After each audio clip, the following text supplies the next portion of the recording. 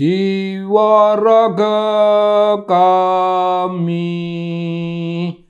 Jiwa raga kami. Bung, sudah sering kita bicarakan tentang jiwa raga kami. Jiwa raga kami itu bagi Ibu Pertiwi tidak bagi apa-apa.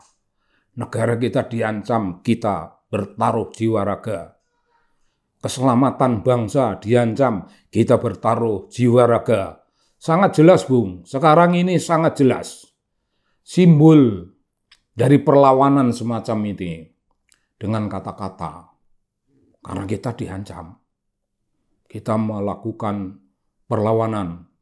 Meskipun agak simbolik, tapi apa yang simbolik itu, jika dimungkinkan, jika keadaan memaksa, kita bisa bertindak. Kita bisa bertindak. Tidak simbolik tapi nyata, Bung. Tapi nyata. Inilah watak nasionalis kita.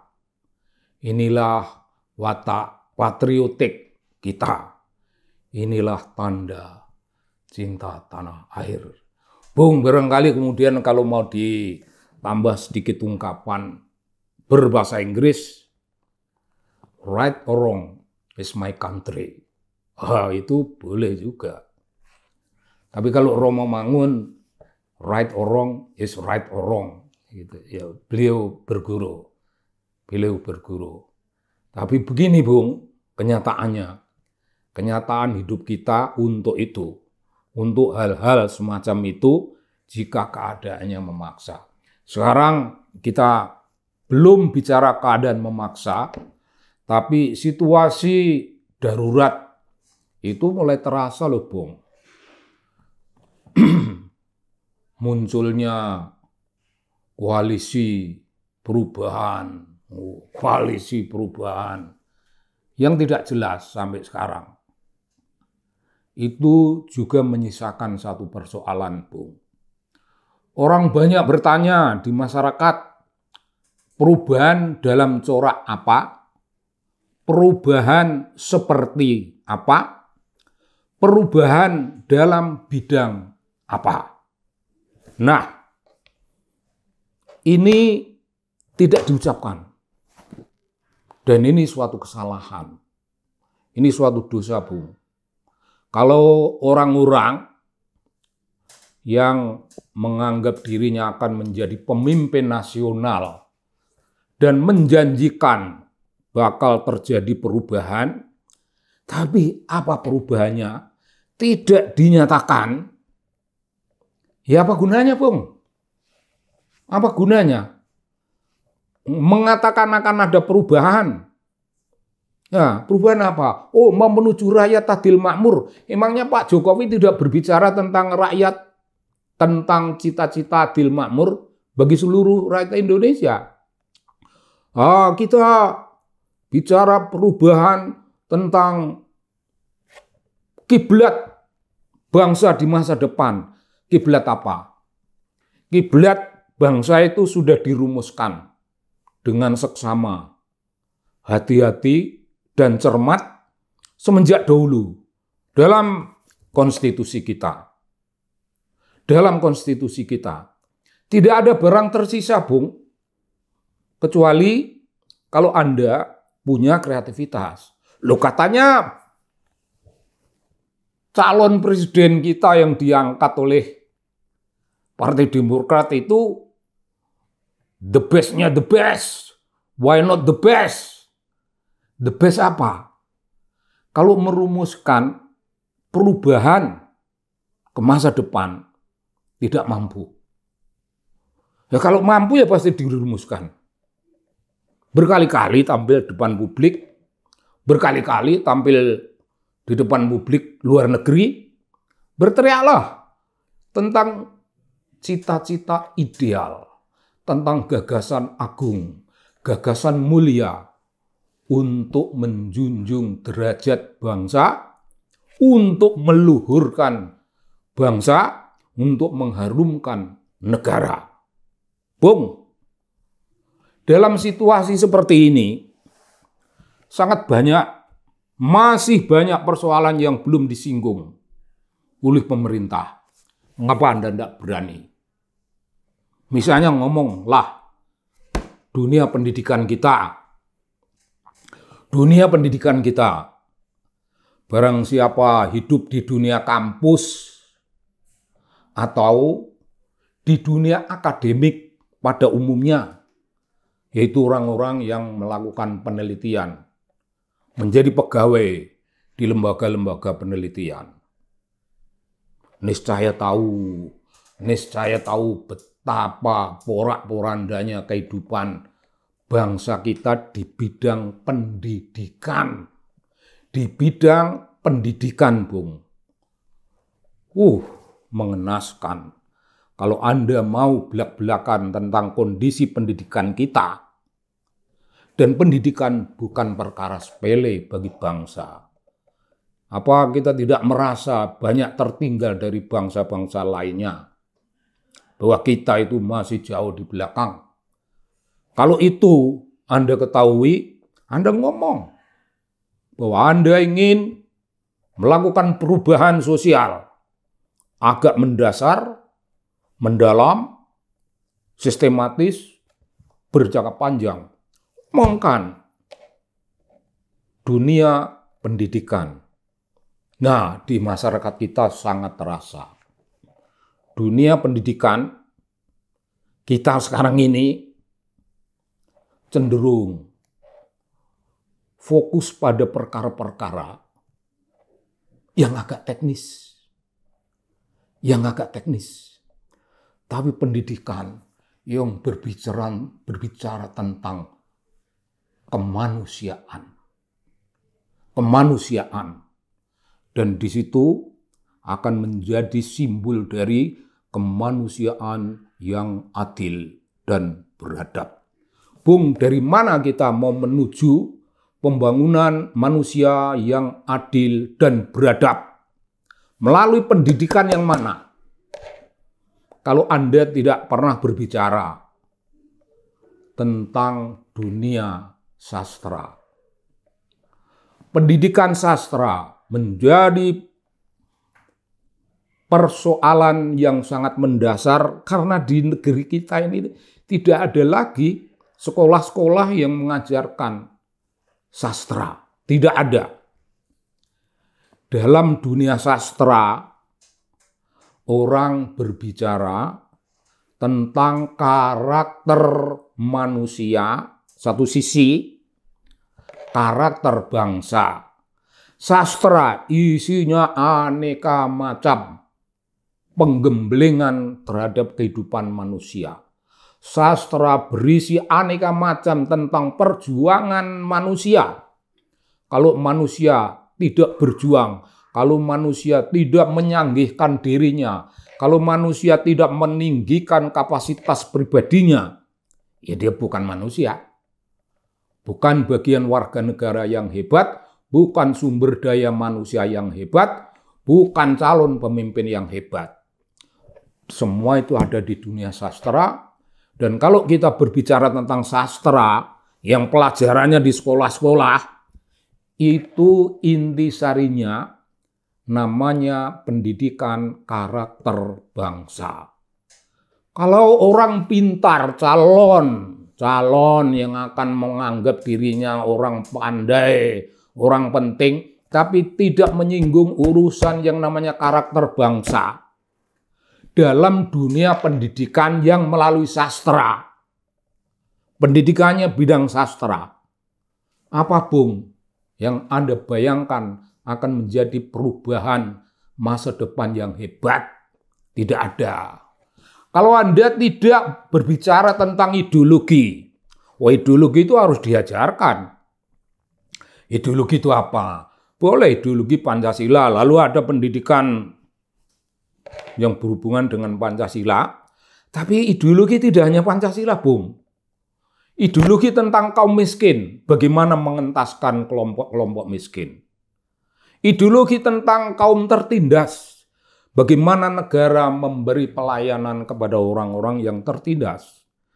Ideologi tentang melawan kaum penindas. Ya ada, Bung. Penindasnya banyak, kadrun-kadrun itu akan menjadi penindas dan telah menjadi penindas di negeri ini. Anda calon presiden tidak mengetahui itu. Tidak menjadikan itu perkara serius untuk perubahan masa depan. Ya kalau Anda membaca Paulo Freire, itu ada Pedagogy for the Oppressed. Pendidikan kelompok-kelompok tertindas, ada rujukannya, sudah filosofis. Dan sisi-sisi praktikal dari Pedagogy for the Oppressed itu penting membebaskan bangsa dari ketertindasan. Anda tak berbicara tentang itu. Anda tidak keren, Bung. Tidak keren. Kalau Anda melihat apa yang ada sekarang ini dan puas dan Anda akan mengubah itu hanya ya kulit-kulit luarnya, ya pojok-pojoknya yang tidak fundamental. Ya Anda hanya akan nyinyir, hanya perubahan nyinyir yang tidak bermakna. Perubahan itu harus ideologis, harus bermakna, harus mendasar dan mengangkat derajat bangsa dan negara. Lewat sastra, melalui pendidikan yang namanya sastra, isinya karakter building. Sangat mendasar. Juga nation building, itu dari sudut ideologi yang sudah disebut tadi itu. Nation building, pendidikannya corak seperti apa? Kita boleh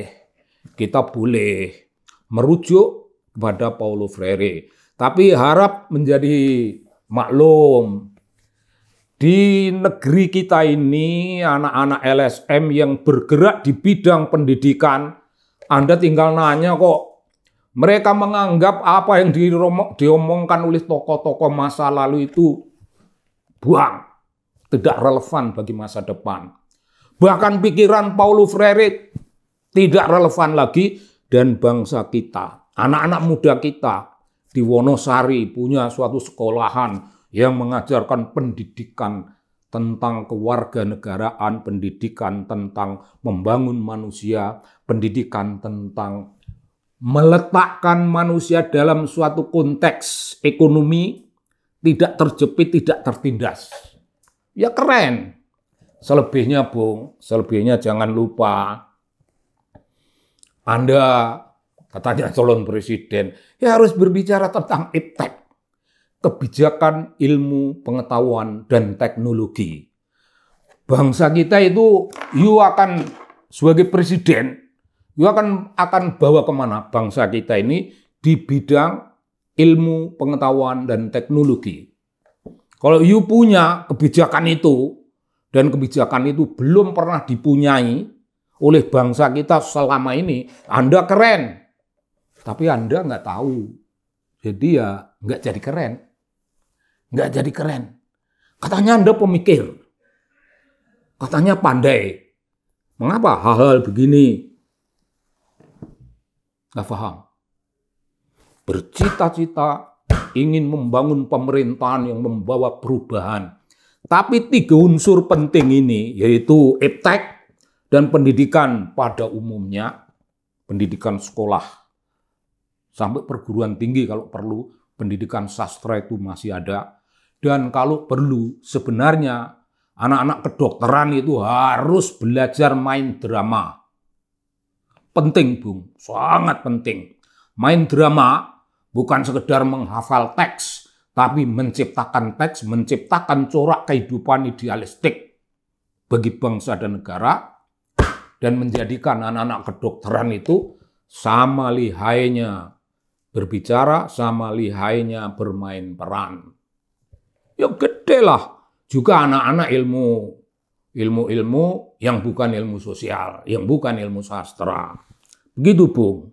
Kalau drama menjadi penting, selanjutnya saya kira kebijakan ilmu, pengetahuan, dan teknologi.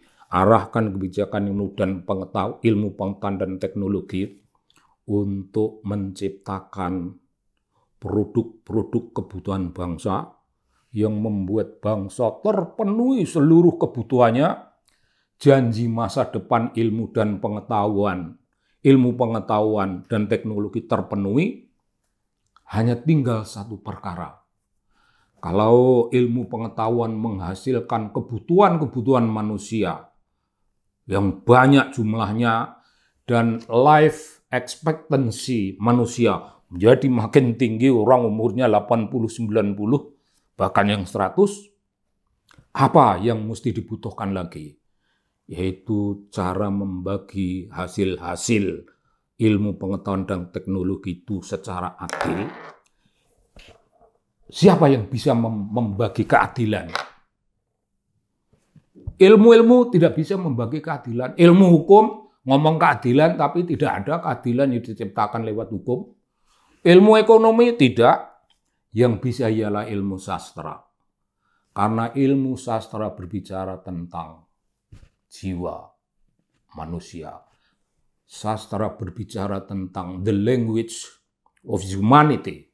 Ini sangat penting. Dan saya menganggap sastra itu nabi akhir zaman. Nabi akhir zaman. Sastra bisa menjadi penyelamat kehidupan bangsa ini. Di sana kita sudah berbicara kemanusiaan dan keadilan. Sudah tinggi sekali. Ini perkara imajinasi. Kalau calon presiden tidak punya imajinasi, katanya ahli ngomong, ahli merumuskan, mana? Keahliannya mana?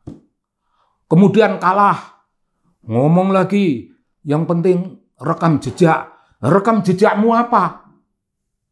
Rekam jejakmu tidak jelas. Tidak jelas. Tidak jelas, Bung. Ya buat apa? Begitulah 2 poin.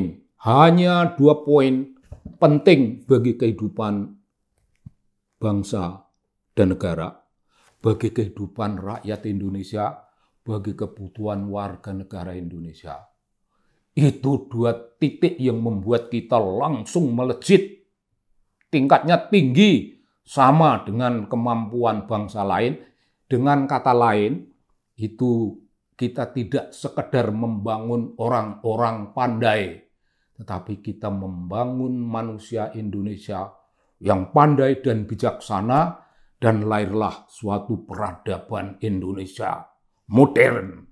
Peradaban Indonesia modern yang gagah perkasa, yang membuat bangsa lain angkat tangan. Mana, Bung, alternatif yang you omongkan sebagai calon pemimpin yang kebanyakan omong kosong. Jadi, kalau beginilah caranya, untuk apa memilih dia? Untuk apa memilih dia? Bagimu negeri, jiwa raga kami. Bagimu negeri, jiwa raga kami. Begitu, Bung, cara memandang dunia. Begitu, Bung, world view. World view kita ciptakan dan sistem nilai kita ciptakan. Membangun bangsa, nation building, and character building. Salam, terima kasih. Terima kasih, Bung.